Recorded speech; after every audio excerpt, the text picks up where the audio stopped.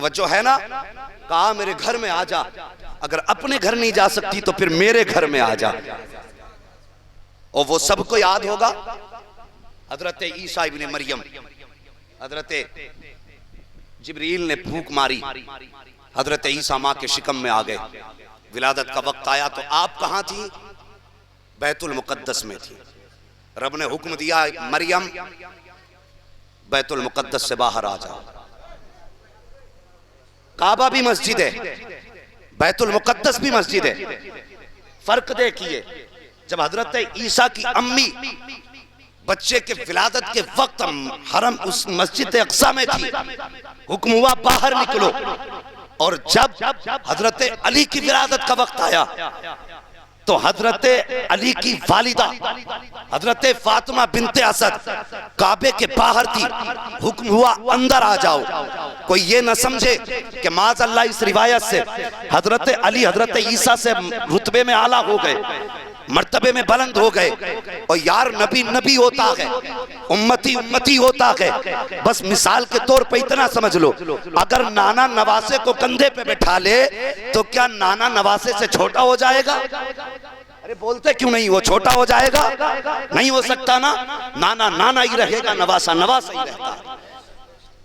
दादा पोते को बैठा ले तो दादा दादा ही रहेगा, पोता पोता ही रहेगा। लेकिन ये रुतबे किस लिए कि इधर जो पैदा हो रहा है ये मेरे महबूब का यार दुनिया में आ रहा है। अल्लाह अकबर। खाने काबा में पैदा हुए, जज़ाकल्लाह, खाने काबा में पैदा हुए, 3 दिन गुजर गए। कितने? जोर से, अगर तुम नहीं बोलोगे आगे नहीं बढ़ूंगा, फिर खाना भी लेट होगा। कितने? माशाअल्लाह, खाने की ज्यादा जरूरत है, खाने की धौंस में बोले आकर के। अच्छी धमकी है, यही दे लिया करेंगे। बोल दो जरा या रसूल अल्लाह। कितने 3 दिन गुजर गए? कितने दिन? 3 दिन गुजर गए। 3 दिन के बाद हुजूर तशरीफ लाए अपने चची के घर, हजरत फातिमा बिनते असद के पास। आके कहने लगे, चची लाओ अपना शहजादा मेरी गोद में दे दो। क्या कहा? अपना शहजादा। मैं अजीब उल्टा मौलवी हूं, सबक सुनता भी हूं, खाली बोल के नहीं, तुम्हें भी याद कराना। अपना शहजादा मेरी गोद में दे दो। जो बोल गए अल्लाह उनकी नस्लें आबाद रखे। और कहने की जरूरत नहीं है, अली भी जानता है, हमारा नबी भी जानता है किसके दिल में अली का प्यार है। मेरे नबी ने फरमाया, अली मुनाफिक की सबसे बड़ी पहचान यह है कि अगर तेरा नाम सुन के चेहरा बिगड़ जाए तो पक्का मुनाफिक होता है, और तेरा नाम सुन के चेहरे पे बहारें आ जाएं तो वो पक्का जन्नती होता है। हाँ, हम पलटते नहीं बेजान किताबों के वरक, हम वो पढ़ते हैं जो चेहरों पे लिखा होता है। हाँ, अगर बोझ समझ रहे हो ना तो मैं महराज भाई के कहने पे आया हूं यहां तक, वरना अल्लाह का शुक्र है बंदों के नंबर भी नहीं लगते हैं। तो कम से कम खुदा के बंदो, अगर आपने आज वक्त दिया, हमने आज दिया है, तो कुछ बैठने का, कुछ खाने का, कुछ खाने का हक तो अदा किया करो। जरा सारे बोल दो सुभान अल्लाह। अल्लाह सलामत रखे। बस दिल बड़ा हो गया मेरा। तवज्जो करें। 3 दिन के बाद गए, कहा चच्ची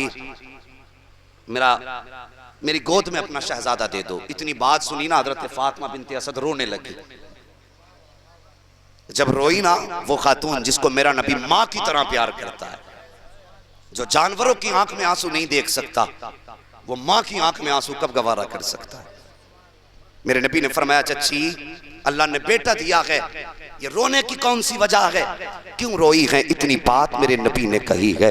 हजरत फातिमा बिनते असद कहती हैं, या रसूल अल्लाह, आज 3 दिन हो गए हैं बेटे को दुनिया में आए हुए, अभी तक बेटे ने आंख नहीं खोली है। मुझे डर लग रहा है कहीं मेरे बेटा आंखों से नाबीना तो नहीं है, कहीं इसकी आंखें ऐसा तो नहीं कि हमेशा देख ना पाए। मेरे नबी ने अल्लाह अकबर इतना सुना, हाथ बाजू आगे फैलाए, कहते हैं लाओ जरा मेरी गोद में दो। जैसे मुस्तफ़ा ने हजरत अली को गोद में लिया है, फौरन हजरत अली ने आंखें खोल दी हैं। जैसी आंखें खोली हैं, मेरे नबी फरमाते हैं, ए फातिमा बिनते असद, ए मेरी चच्ची, तुम कह रही थी कि इसकी आंखों से कहीं ऐसा ना हो कि दुनिया में इसे नजर ना आए। आका फरमाते हैं, चच्ची जान ये नाबीना नहीं है, सच तो ये है जितनी बसीरत और बसारत खुदा ने इस अली को दी है, कायनात में किसी बेटे को नहीं दी गई।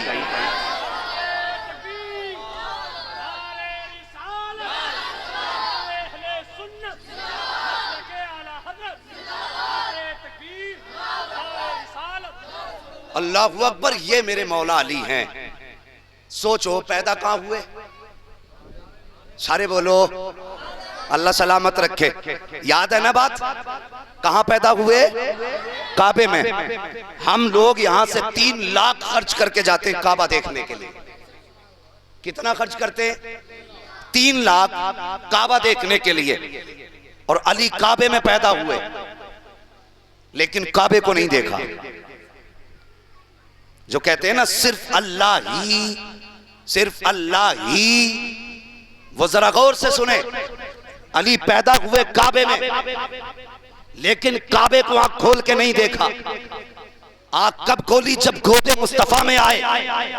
अली काबा वो जगह है कि जिसकी तरफ नमाज का इरादा हो, भारत वाले रुख करते काबे की तरफ, पाकिस्तान वाले रुख करते काबे की तरफ, अमेरिका का मुसलमान रुख करता है काबे की तरफ। लोग लाखों रुपए खर्च करके जाते काबा देखने के लिए, खिलाफे काबा छूने के लिए, आबे ज़मज़म पीने के लिए लाखों पैसे खर्च करके जाते हैं, तब जाके काबे तक पहुंचते हैं। ए अली, तुम तो पैदा ही काबे में हुए, फिर काबे को क्यों ना देखा?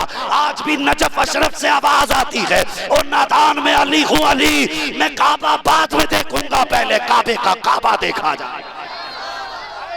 आला हजरत फरमाते हैं, हाजियो आओ शहंशाह का रोजा देखो, काबा तो देख चुके, काबे का काबा देखो। सबसे पहले काबे का काबा देखा, और फिर जिंदगी हुजूर के साथ गुजरी मौला अली। और फिर वो दिन आया, इधर अली की विलादत, उधर सैयदा फातिमा ज़हरा की विलादत। समझ रहे हैं ना मेरी बात? अब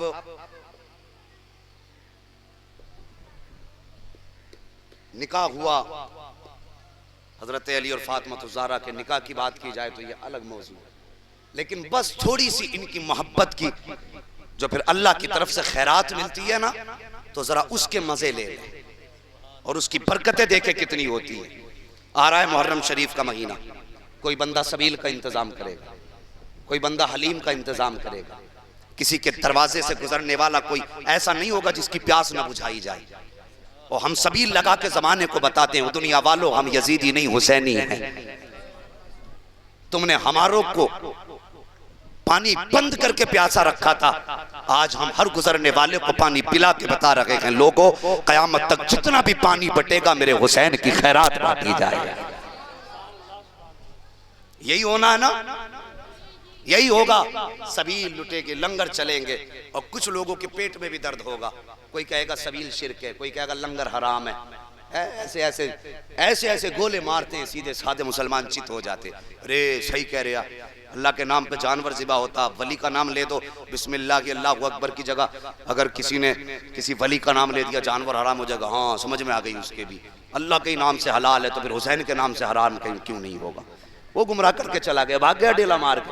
और इससे पूछ, अगर इसकी कहीं मौका लग जाए ना, आस्तीन ऊपर करके कोनी कोनी हाथ सर्दे में डाल देता है। हमें रोक रहा है। कई सारी मिसालें, जब फंसे ना तो नाक तक भर भर के खा के आए। बस तवज्जो करना मेरी बात पे, कितनी बड़ी बरकत है। वो यार उनका तो नाम भी बड़ा है, उनकी तो निस्बत ही बड़ी है। यमन का एक बादशाह हुआ है, तवज्जो करें, यमन का एक बादशाह था, बड़ा ताकतवर बादशाह, उसके पास बहुत बड़ी फौज थी। हुसैन की मोहब्बत का सिला देखो, बहुत बड़ी फौज उसके पास थी। एक दिन उस बादशाह का इंतकाल हो गया। जब बादशाह का इंतकाल हो गया ना, उसकी जगह पे उसका बेटा तय्यब नामी बैठा। कौन? तय्यब उसका बेटा था, बादशाह का, यमन के बादशाह का बेटा तय्यब था। और वो उसकी गद्दी पे जब बैठा, उसने हुक्म दिया जितनी पुरानी फौज है सब खत्म कर दो, यानी सबको माजूल कर दो, जवान जवान लोग भर्ती किए जाएं। है जी, डरना मत। मैं ये नहीं कहूंगा जितने बड़े बूढ़े उन्हें हटा दो, जवानों को बैठा दो। है माशाल्लाह, बोल रहे हैं, थोड़ा बोल रहे हैं या ज्यादा बोल रहे हैं? है जी। और फिर हम कौन उठाने बैठाने वाले होते हैं? ये जिनकी महफिल है वो जाने या फिर ये आने वाले जाने। अपना तो कोई काम नहीं, अपनी ड्यूटी और नौकरी ये है कि तुम्हें कुछ बातें बताते। वो बैठा तय्यब नामी बादशाह, उसने नई फौज भर्ती कराई, जवान जवान लोग भर्ती किए गए। जब जवान भर्ती हुए और उसने कहा जब जवान भर्ती हो जाए, फौज कंप्लीट हो जाए, तो फिर मुझे बुलाना, मैं उसको देखूंगा कि फौज कैसी है मेरी। जवान लोग भर्ती किए गए, बूढ़े निकाले गए। किसी ने तय्यब से जाके कहा सुन, पूरी फौज तैयार हो गई है, अपनी फौज को देख ले। वो बादशाह आया, आने के बाद उसने फौज को देखा, जहां तक नजर जा रही थी सर ही सर थे, जिधर नजर घूम रही थी तलवारें ही तलवारें थी। अचानक फौज को देखा, चीख मारी, जमीन पे गिर के बेहोश हो गया। फिर होश आया, उठा, अपने महल में चला गया। 3 दिन के बाद वजीर ने पूछा, बादशाह अगर गुस्ताखी माफ हो एक बात पूछूं? कहा कौन सी बात? कहा बादशाह अपनी फौज देख के बेहोश हो गए, आखिर ऐसा क्या हुआ? कहने लगे जब मैंने फौज पे निगाह डाली तो मुझे करबला के हुसैन याद आ गए, मुझे उनके छैमा का असगर याद आया, और मुझे ख्याल आया काश मैं करबला में मौजूद होता जब उनका अली असगर दरियाए दजला और नहरे फुरात 2 दरियाओं के बीच प्यासा रहा। काश उस वक्त मैं होता, मेरी फौज होती, मैं अपना एक एक फौजी उनके कदमों पे कुर्बान कर देता और नहरे फुरात खोद के लाके अली असगर के कदमों पे लाके बिछा देता, लेकिन हुसैन के शहजादों को प्यासा न रहने देता। आज ये फौज है, इसका क्या करूं? का इस ख्याल ने मुझको रुला दिया और इस दर्द से बेहोश हो गया। कुछ दिन इसने हुकूमत की, कुछ सालों के बाद जब इंतकाल हुआ, इसकी बस्ती में किसी ने ख्वाब में देखा कि ये तय्यब नामी बादशाह अब जन्नत की बहारों में टहल रहा है, जन्नत की बहारों में घूम रहा है। उसने कहा बादशाह, बादशाहों के हिसाब तो बड़े सख्त हुआ करते हैं, इतनी जल्दी आप जन्नत में कैसे आ गए? तो तब तय्यब नामी बादशाह ने कहा था लोगों से जाके कह देना जो तूने सवाल किया है सच किया है। जब मैं कब्र में आया था तो नेकियां नहीं थी, अगर हिसाब की बारी आ जाती तो फिर बचाने वाला कोई ना था, मेरे पल्ले में तो नेकियां ही नहीं थी, गुनाह ही गुनाह थे। का फिर पता तो सही आखिर यहाँ कौन सी नेकी लेके आ गई है, किस अमल ने यहाँ तक पहुंचाया है, कब्र की मंजिल कैसी गुजरी? उसने कहा सुन, अगर पूछना चाहता है तो सच्चाई ये है, जब तुमने मुझे कब्र में लिटाया, तख्ते लगा के मिट्टी डाली, मनो मिट्टी ढाल के वापस पलटे तो मेरी कब्र में 2 फरिश्ते आए, उनके चेहरे डरावने थे, बड़ी भयानक आवाजें थी उनकी, बड़े अजीब अंदाज में कब्र में आए हैं। जैसी मेरी कब्र में आए हैं, आने के बाद उन्होंने मुझे कब्र में उठा करके बैठाया और मुझे बैठाने के बाद सबसे पहला मुझसे सवाल करने ही वाले थे कि इतने में मैंने देखा कि कोई पीछे से बड़ी तेज रफ्तार सवारी से आ रहा है, उसने चेहरे पे नकाब डाला हुआ था, वो मेरी कब्र के करीब आया, आने के बाद मेरे पास आके ठहर गया। इतने में फरिश्तों ने कहा मर रब्बु का, तेरा रब कौन है? का जैसे फरिश्तों ने इतना कहा था, आने वालों ने कहा फरिश्तों ठहर जाओ, इससे कोई सवाल मत कर लेना, जो भी सवाल करना है मुझसे करो, तुम्हारे हर सवाल का जवाब देने में आया हो। का जब आने के बाद उसने इतनी बात कही थी, फरिश्तों ने न जाने क्या देखा,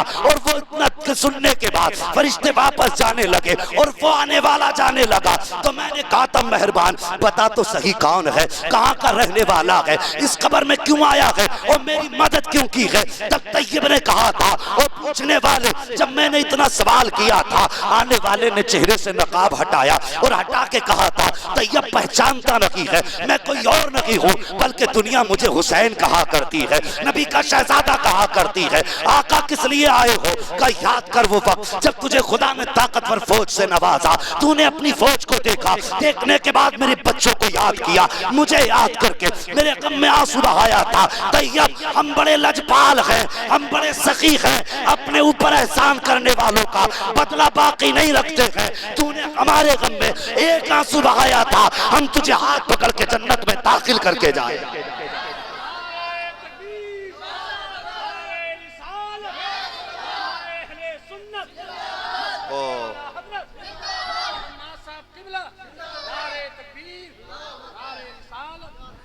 हाँ साहिब, ये इनकी वफा है, ये इनकी मोहब्बत है। अगर इनसे प्यार करो खुदा की कसम फिर ये साथ निभाते हैं, फिर ये साथ निभाते हैं, मगर शर्त है फिर प्यार भी इनसे होना चाहिए। एक बात और बता दूं, अगर थके नहीं है तो आज